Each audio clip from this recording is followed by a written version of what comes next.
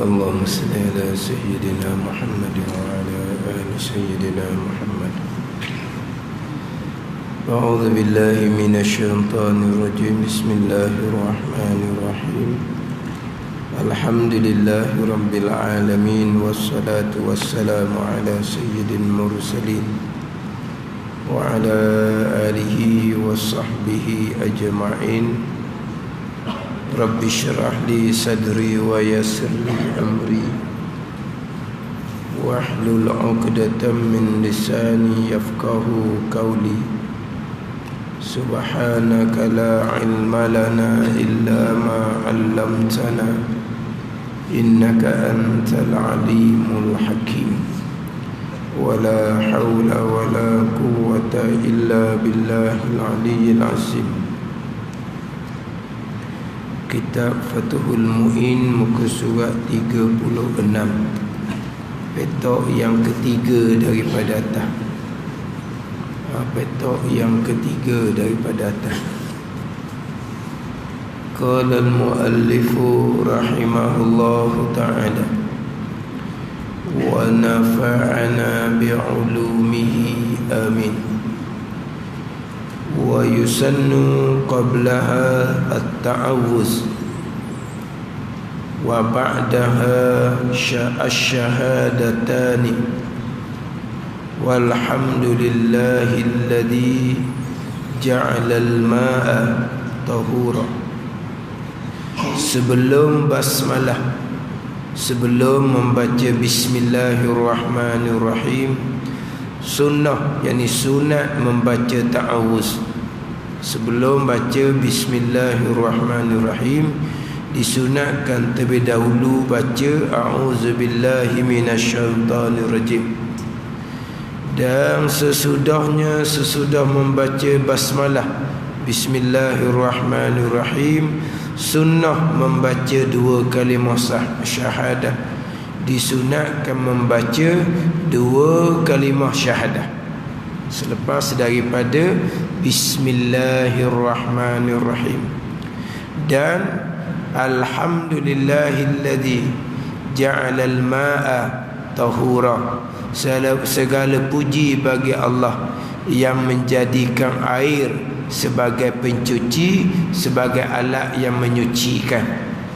Jadi terdahulu sunat membaca bismillahirrahmanirrahim ketika permulaan mengambil air sembahyang.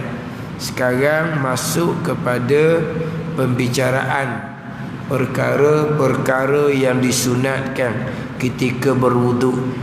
Yang pertamanya, disunatkan kita membaca bismillahirrahmanirrahim. Sekurang-kurangnya bismillah, itu sekurang-kurang. Tapi yang akmalnya, yang sempurna, kita baca dengan bismillahirrahmanirrahim. Walaupun ketika kita berwuduk, kita dalam keadaan berjunub sekalipun. Contoh, kita berhadap besar sekalipun. Contoh, perempuan yang sudah kering haid, dia tak mau mandi lagi. Di zuhur lambat lagi ni, dia pun tak mau mandi lagi. Disunatkan berwuduk terlebih dahulu. Sekarang perempuan haid, sudah suci haid, sudah kering, dia disunatkan segera mandi. Walaupun waktu zuhur contohnya lambat lagi, kering haid pukul 8 pagi, zuhur lambat lagi, sunat segera mandi. Tiba-tiba dia tak mau mandi, disunatkan untuk sementaranya ambil air semayang. Kemudian dia nak ambil air semayang, dia dalam keadaan masih lagi berhadap besar. Orang berhadap besar, dia haram baca Al-Quran.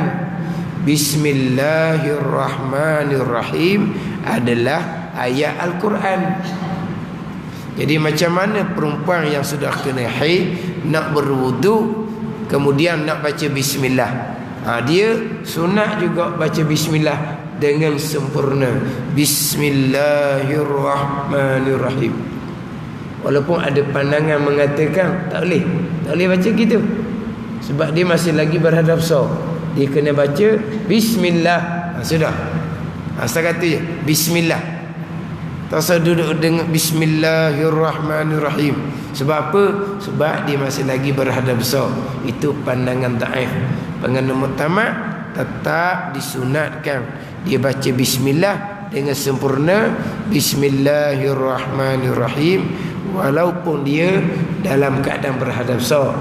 Yang mana orang berhadap besar haram baca Al-Quran dengan qasah Al-Quran. Orang yang berhadap besar haram membaca Al-Quran dengan qasah Al-Quran. Bukan orang yang haid nifas, bukan yang sudah kering, yang sedang-sedang haid, yang sedang-sedang nifas, dia buat apa-apa pun dia mulai dengan bismillahirrahmanirrahim. Bukan bismillah saja. Dia nak makan, bismillahirrahmanirrahim. Dia nak tidur, bismillahirrahmanirrahim. Bukan gitu. Orang sedang haid, orang sedang nifas, atau Al-Quran. Jadi membaca Al-Quran dalam keadaan ada sarif, dia panggil ada sarif. Sarif ni benda yang, perkara yang menghalang daripada baca Al-Quran. Apa dia kau perkara yang menghalang daripada baca Al-Quran? Haid dan nifas contohnya.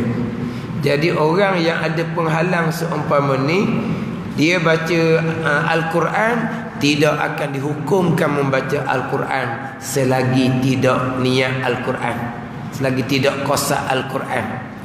Kalau macam kita ni, tak ada apa-apa penghalang, kita baca je Al-Quran, qasah Al-Quran ke tidak qasah Al-Quran ke, menjadi baca Al-Quran. Ni kita ni tak ada penghalang, tak ada apa-apa ni, kita tidak ada hadap besar, maka tidak ada perkara yang menghalang kita daripada baca Al-Quran. Kita baca je ayat Al-Quran, kita qasah Quran ke tak qasah Quran ke, tetap dikira membaca Al-Quran, tetap boleh pahala Al-Quran. Adapun orang yang ada sarif, ada benda yang menyekat daripada membaca Al-Quran, haid dan nifas, tu penghalang tu, tak boleh baca Al-Quran. Dibaca Al-Quran, tidak akan dihukumkan membaca Al-Quran selagi tidak dikosakkan, tidak diniatkan sebagai bacaan tersebut bacaan Al-Quran. Itu je. Selagi tak kosak Al-Quran, sama ada di niat zikir ke ataupun di itlaq, tidak niat apa-apa ke, tidak dihukumkan membaca Al-Quran selagi tidak diniatkan membaca Al-Quran. Itu je. Jadi sekarang ni pupahid wanipah bismillahirrahmanirrahim. Hukum baca Al-Quran ke tak?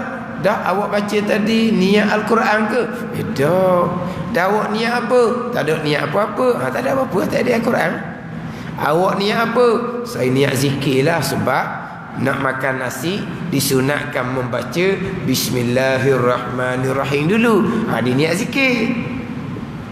Ataupun dia jenis nak makan bismillahirrahmanirrahim, nak buat apa-apa bismillahirrahmanirrahim, nak pakai baju bismillahirrahmanirrahim. Tak ada niat zikir, tapi niat Quran ke tak? Tak hukum baca Quran. Gitu jelah. Dihukumkan baca Quran apabila diniat sebagai Al-Quran, bila diniat sebagai Al-Quran. Jadi kalau orang tu berhadap besar, tetap disunatkan membaca bismillahirrahmanirrahim juga, walaupun dia dalam keadaan berhadap besar. Kemudian membaca bismillahirrahmanirrahim ni di sisi pandangan mazhab Hanafi hukumnya adalah wajib. Pandangan mazhab Hanafi, pandangan mazhab Hambali, pandangan mazhab Imam Ahmad bin Hanbal, wajib membaca bismillahirrahmanirrahim. Sebab Nabi SAW bersabda, la wudu'a liman lam yazkur ismallahi alaih. Tidak ada wudu bagi sesiapa yang tidak menyebut akan nama Allah atasnya. La wudu'a lam yazkur ismallahi alaih. Tidak ada wudu. Tak baca bismillah, tak ada wudu. Tak ada wudu di situ, jumhur ulama tidak ada wuduk yang sempurna kalau tidak dimulai dengan membaca Bismillahirrahmanirrahim. Tapi mazhab Hambali kata tidak ada wuduk yang sah. Kalau tak baca bismillah tak sah wuduk. Itu mazhab Hambali. Mazhab Hambali baca bismillah wajib, berkoma wajib, masuk air ke hidung wajib, sapu telinga wajib. Itu mazhab Hambali. Sapu sekalian kepala wajib. Kita sunat je sapu sekalian kepala, sapu sikit dah pedah kepala. Mazhab Hambali wajib sapu sekalian kepala. Lepas daripada tu wajib sapu telinga. Itu mazhab Hambali. Kita sunat. Jadi mazhab Hambali bismillah pun wajib, berkoma pun wajib, masuk air ke hidung pun wajib. Itu mazhab Hambali. Kita hukumnya sunat. Kemudian selepas daripada sebelum membaca bismillah, kita disunatkan terlebih dahulu membaca a'udzubillahi minasyaitanirrajim. Kita disunatkan membaca ta'awuz. Ta'awuz a'udzubillah. Dan selepas daripada kita membaca bismillahirrahmanirrahim, kita disunatkan membaca 2 kalimah syahadah. Ini selepas daripada kita membaca Bismillahirrahmanirrahim. Adapun hak syahadah selepas selesai berwuduk, itu disunatkan yang lain pula. Kita selesai berwuduk, kita disunatkan mengucap 2 kalimah syahadah juga. Asyhadu an la ilaha illallah wahdahu la syarikalah wa asyhadu anna Muhammadan abduhu wa rasuluh. Kemudian kita disunatkan berdoa pula, kita disunatkan selawat pula. Itu selepas selesai berwuduk. Hak ni syahadah selepas membaca Bismillahirrahmanirrahim. Lepas kita membaca 2 kalimah syahadah, kita disunatkan memuji kepada Allah Subhanahu wa taala sekurang-kurangnya alhamdulillah, sekurang-kurangnya. Nak comel baca alhamdulillahillazi ja'alal ma'a tahura. Alhamdulillahillazi ja'alal ma'a tahura. Setengah dia baca gini. Selepas daripada bismillah, dibaca dengan alhamdulillahi alal islam wa ni'matih walhamdulillahillazi ja'alal ma'a tahura. Dalam kitab kita ni hanya alhamdulillahillazi ja'alal ma'a tahura. Tu ada walhamdulillah. Wa tu tak payahlah. Wa tu itu didatangkan kerana i'atah je tu. Jangan pula baca 2 kalimah syahadah lepas tu walhamdulillah, ada ayat wa tu. Baca alhamdulillahillazi ja'alal ma'a tahura. Ataupun kita kata alhamdulillah 2 kali. Alhamdulillahi alal islami wa ni'matih. Barulah walhamdulillahillazi ja'alal ma'a tahura. Ni alhamdulillah alal islam wa ni'matih walhamdulillahillazi ja'alal ma'a tahura. Kemudian ditambah pula dengan hak Imam Ghazali nya tambah dengan Rabbi a'udzubika min hamazatis syayatin wa a'udzu rabbi an yahdurun. Tu hak ditambah pula oleh Imam Ghazali rahimahullah. Mula-mula alhamdulillahi alal islami wa ni'matih walhamdulillahillazi ja'alal ma'a tahura. Ataupun kita ambil sir dak apa dah. Alhamdulillahillazi ja'alal ma'a tahura. Ataupun serekah-rekahnya alhamdulillah. Tu serekah-rekahnya. Kemudian ditambah pula dengan Rabbi a'udzubika min hamazati syayatin wa a'udzubika rabbi an yahdurun. Tu hak ditambah pula oleh Imam Ghazali rahimahullah. Dia dalam semayang ni banyaklah bacaan-bacaan dia, dan juga perkara-perkara yang disunatkan kepada kita. Wa yusannu liman tarakaha awwalahu ayyatiya biha asna'ahu qailan bismillahi awwalahu wa akhirah. Bismillahi awwalahu wa akhirah. Ni kita kalau tengah makan lapar sangat tak teringat nak baca bismillah. Tengah-tengah makan Allah bismillah tak baca. Ni ada ni. Bismillahi awwalahu wa akhirah. Ni hak lupa baca bismillah di awal mengambil wudu. La ba'da fagharih.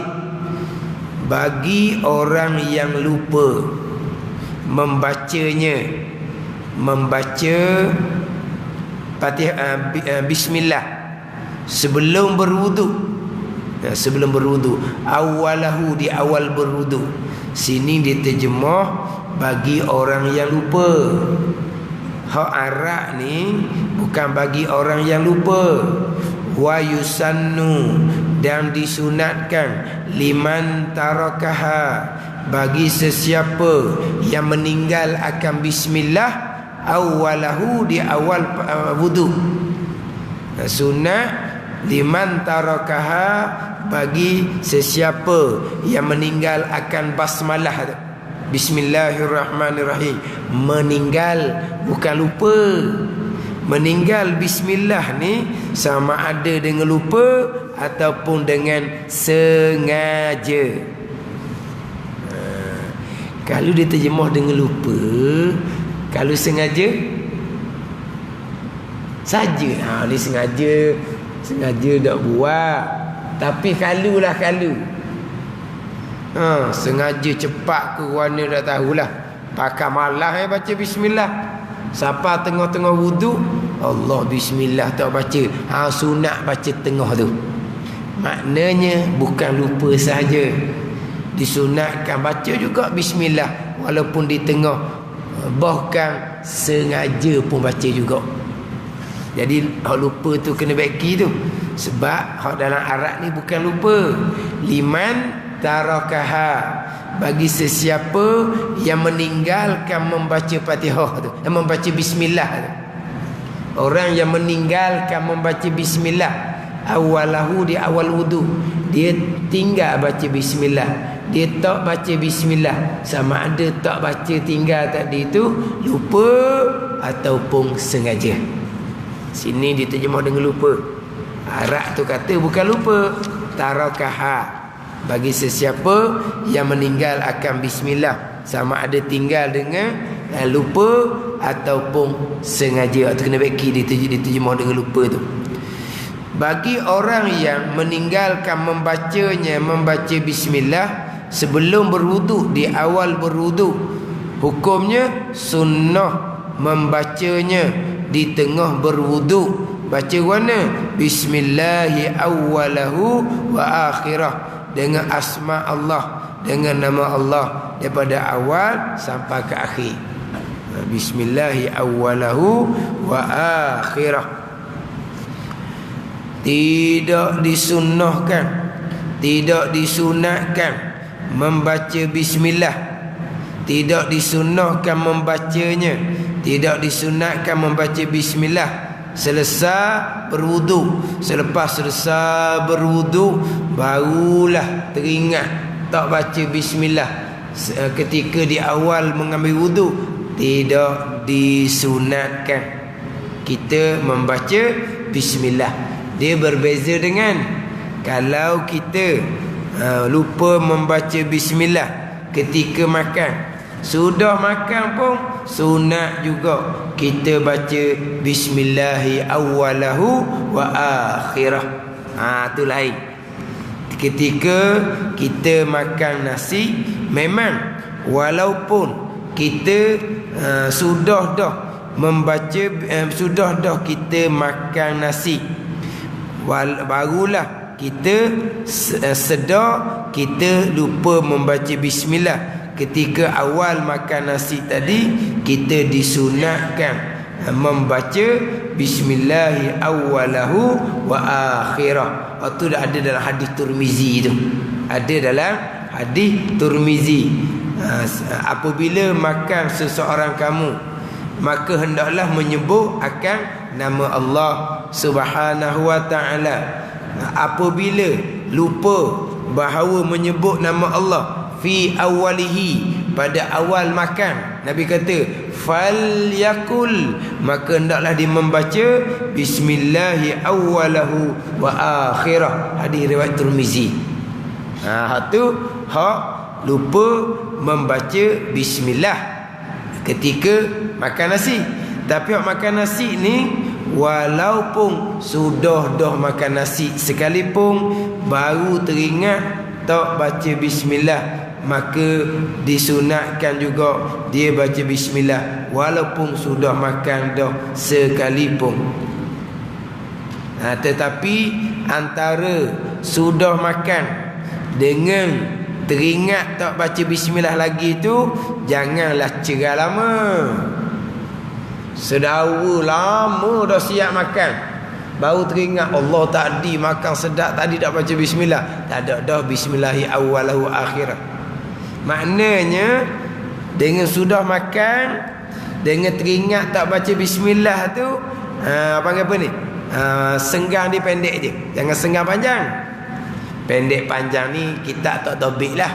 Dia kembali pada uruf. Urfan dia panggil. Kembali pada uruf, pada kiraan lah, kiraan.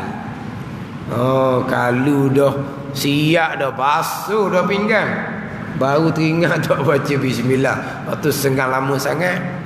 Itu kalau kita lupa baca bismillah ketika makan nasi, siap dah makan nasi pun kena baca juga bismillahi awwalahu wa akhirah. Supaya apa ni? Supaya syaitan akan mutah balik apa yang dimakan bersama dengan kita tu, supaya syaitan mutah. Setengah mengatakan mutah sungguh, setengah mengatakan bukan mutah sungguh. Maknanya bukan macam mutah sungguh lah. Kalau mutah sungguh pun tak apa. Sebab apa? Bukan mutah dalam pinggang kita, mutah luar dah kita kata. Kalau mutah sungguh lah, kita makan tanpa baca bismillah, syaitan makan dengan kita. Kita baca bismillah tengah tu, syaitan mutah dalam pinggang kita, tak makan kita. Kalau mutah sungguh sekalipun, syaitan mutah di luar pinggang kita tu. Sudah makan dah, baru kita baca bismillah awwalahu akhirah, syaitan mutah juga. Hak ni kalau kita tidak membaca bismillah ketika awal makan, berbeza dengan kalau kita lupa baca bismillah ketika awal wudu, kita lupa membaca bismillah. Kalau teringat tengah tu, sunatlah baca bismillahi awwalahu wa akhirah. Tapi kalau siap dah, selesai dah ambil wudu, baru teringat tak baca bismillahirrahmanirrahim, tak ada dah lah. Tak ada dah disunatkan baca bismillahi awwalahu wa akhirah. Gitu je. Tetapi bilakah dikatakan selesai berwudu? Bilakah dikatakan selesai berwudu? Dia ada dua pandangan pula. Satu pandangan kata siap dah basuh kaki. Satu pandangan kata siap dah kita baca zikir sesudah kita berwuduk tu. Zikir sudah wudu kan panjang kan? Tapi kalau kita basuh kaki siap dah, tapi zikir tak habis lagi. Mana zikir selepas selesai berwuduk?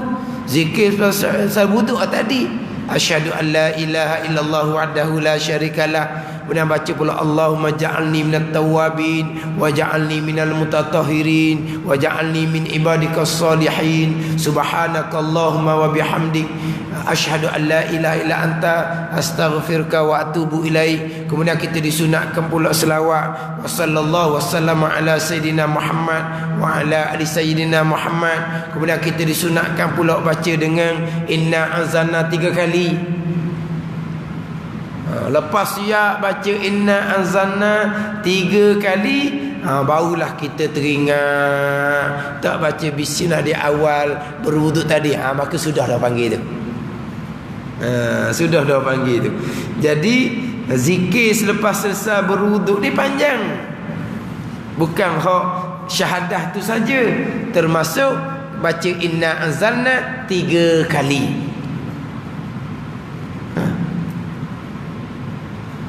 Ada baca tak? Inna anzalna 3 kali.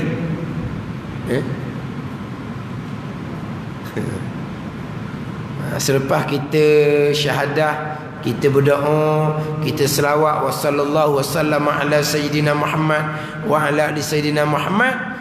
Kemudian kita pun baca inna anzalna 3 kali, masih lagi dalam keadaan kita menghadap qiblah.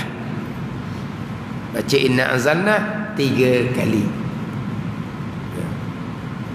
Kemudian dalam FB minggu dulu, bukan minggu lepas kita tak ada kelas. Minggu dulu no lagi. Macam mana kalau kita berwuduk, kita baca bismillah tu dalam tandah? Dia tanya macam mana dalam tandah? Hak tu kita tak ada nak jawab lah. Kalau dalam tandah sungguh makruh. Tapi kita nak jawab ni sebab apa? Ada ke orang berwuduk dalam tandah? Lepas tu timbul pula dia kata tandah tu sekali pergi bilik mandi tu, tu kena ngaji lain pula tu. Tu kena ngaji lain tu. Sebab kalau dia kata baca bismillah di awal berwuduk dalam tandah, kita nak jawab susah ni. Sebab memang kalau dalam tandah sungguh kita dimakruhkan berzikir. Kemudian ada ke orang ambil sembahyang dalam tandas? Tidak ada. Tapi sebenarnya dia kata tandas tu hak mana? Hak bilik mandi yang tandas ada sebelah tu, maka dihukum tandas belaka. Sebab antara bilik mandi dengan tandas tak ada dinding. Tu payah tu kalau faham gitu. Kalau faham, oleh kerana antara tandas dengan tempat mandi tu tak ada dinding, maka dihukum tandas belaka. Atau payah sikit tu nak cerita. Sebab awak panggil apa ni? Awak panggil kalau katakan kasar pula, tak kena jambang ni. Jambang dia tak kena. Dia tak kena jambang. Kalau kata tak kena jambang, kalau sebut tandas sopan, sebut jambang kasar sikit. Kalau kasar lagi, dia tak kena tempat berok. Berok hari-hari, tak kena tempat berok. Mana tempat berok? Tu lubang. Situlah tandas. Sini tempat mandi, apa nak buat tandasnya? Dah tak ada dinding, tandas tak berkait dengan dinding. Tandas adalah al-makanul mu'addu liqada'il hajah. Tandas adalah tempat yang disediakan untuk qada hajah. Dan kitab Fathul Wahhab wa illam yakun fi bunyanin, sekalipun bukan dalam binaan, dinding tak ada, atap pun tak ada, tempat tu untuk qada hajat, panggil tandas. Tandas tidak berkait dengan dinding, tandas tidak berkait dengan atap, tandas tidak berkait dengan pembinaan. Tandas adalah tempat yang disediakan untuk qada hajat. Tu je. Sekarang ni mana tempat qada hajat? Mana tempat berok? Situ tandas. Ni tempat mandi, bukan tandas. Dia kata tak ada dinding, tak berkait dengan dinding. Mana ni? Kan sekarang ni kan bilik mandi dengan tandas satu pintu. Semua gitu belaka sekarang ni. Walaupun satu pintu sekalipun, tandas adalah tempat untuk qada hajah. Adakah tempat untuk qada hajah semua? Situ pun dalam lubang tu qada hajat juga. Bawah paip ujang ni tempat berok juga. Muka pintu ni tempat berok juga. Dah tahulah tandas belaka tu. Di buat lubang belaka. Pak juru bilik ada lubang belaka. Ada gitu. Tandas tempat yang sediakan untuk qada hajah. Walaupun tak ada dinding sekalipun, mana tempat tandas? Tempat tu tandas. Di sini tempat mandi, bukan tandas. Tempat mandi tidak dimakruhkan kita membaca Bismillahirrahmanirrahim. Gitu je. Kalau tidak kita ni tak boleh nak baca belakang ni, tak boleh nak baca belakang ni. Hak dia sebut banyak-banyak tadi. Nak baca kan ni? Kalau dihukum tandas, tak ada bacaan belakang ni. Auzu pun tak ada, bismillah pun tak ada, syahadah pun tak ada, alhamdulillah pun tak ada, selawat pun tak ada. Tak ada belakang. Sebab apa? Sebab dia hukum tandas. Nanti dia tanya, kalau kita baca bismillah tandas macam mana? Jadi nak jawab tu agak payah sikit. Sebab kita tak faham kehendak dia. Kalau memang tandas sungguh, makruh kita berzikir. Tapi ada ke orang berwuduk dalam tandas? Tidak ada. Orang berwuduk dalam tempat mandi. Maka tempat mandi bukan tandas. Dinding tak ada, dia kata. Tak berkait dengan dinding untuk menentukan mana tandas. Tandas al-makanul mu'addu liqada'il hajah, tempat yang disediakan untuk qada hajah. Wa illam yakun fi bunyani, dalam kitab, sekalipun tempat yang disediakan untuk qada hajah tadi bukan dalam, tidak dalam binaan sekalipun. Itu je. Ni ada kadang-kadang tanya pula, dah macam mana pula kalau kita ambil air semayang di atas sing tapi dalam tandas. Sing dalam tandas kat mana pula? Tandas awam tu lah. Sing ada di luar. Dah tandas ke? Tu tengok luar tu. Di atas tak tu kan tandas awam. So tandas awam ditulis. Kan bangunan tu kan. Itu ni luar tu tandas awam. Termasuk tempat orang hak jaga duit tu pun tandas awam juga dianya. Hidup dalam tandas. Pagi pas petang duduk situ. Nak berzikir warna tu, nak semayang warna dia tu. Dalam bilik tu, bilik dia kan, bilik dia tu masih lagi di bangunan, tertulis di atas atap luar tu tandas awam. Termasuk tempat duduk, tempat rehat, tempat baring tukang jaga duit tu lah. Tandas jugalah jadinya. Mana gitu. Dah jadi sing luar tandas tu bukan tandas. Ke berok juga atas sing tu. Naik tunggu atas sing, berok situ. Itu sing bukan tandas situ. Ni tu kata tu tak kena tandas. Bahaya. Tak ada bacaan lah kita masa berwuduk. Itu belum lagi ceritaan bacaan-bacaan doa ketika berkumur, masuk ke air hidung, basuh muka, basuh tangan sampai ke siku. Doa-doa yang disunatkan di sisi pandangan Imam Ghazali rahimahullah. Di sisi pandangan Imam Ghazali rahimahullah, di sisi pandangan Imam Rafi'i, di sisi pandangan Syekh Ramli, sunat membaca doa pada tiap-tiap membasuh anggota wuduk tu.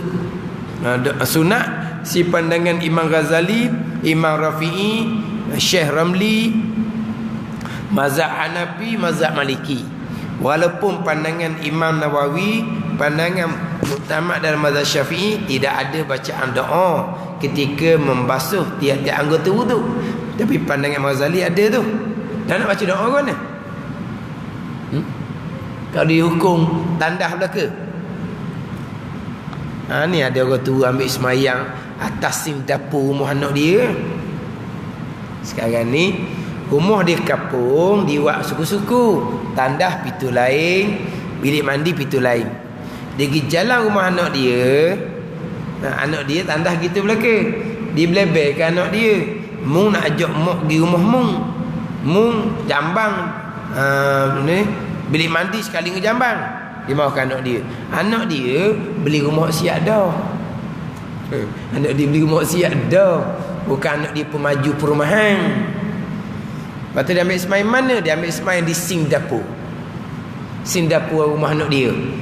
Masa basuh muka, basuh tangan sampai ke siku, sapu kepala, okey lagi. Basuh kaki cokel waktu-waktu akak kaki. Kalau rebah dah saja situ. Dan dia kata jambang tu, tempat mandi dia ukur jambang. Sebab tak ada dinding antara tandas dengan bilik mandi. Kadang-kadang dia ambil semaiman dulu di tempat anak dia basuh kereta, di tempat luar. Ambil semai situ pula, kepala terbuka pula dah. Orang lalu lalang depan tu. Ni payah ni. Dia faham selagi tidak ada dinding antara tandas dengan bilik mandi, maka dihukumkan tandas sekalian. Ada orang siapa bubuh lasi. Bolasi. Dia bolasi. Lepas tu dia kata bolasi bahaya pula, dia kata. Cucu dia main, dia kata rebah lah bilik air, nanya lah pula. Dah ada lasi pelik kan. Cucu ni budak ni benda pelik, benda tak ada. Waktu dia mainnya. Susah pula. Lama-lama dia buang lasi. Tandas tempat yang disediakan untuk qada hajat.